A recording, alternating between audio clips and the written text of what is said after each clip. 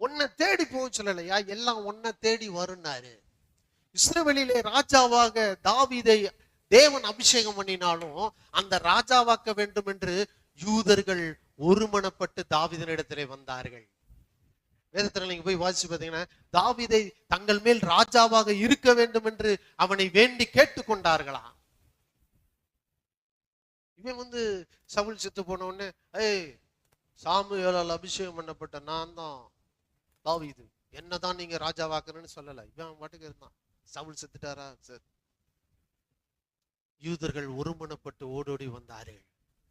நீர்தான் எங்களை ஆள வேண்டும், நீர்தான் எங்களுக்கு ராஜாவாக இருக்க வேண்டும், நீர்தான் எங்களை நடத்தி செல்ல வேண்டும் என்று அவனை தேடி ஜனங்கள் வந்தார்கள்.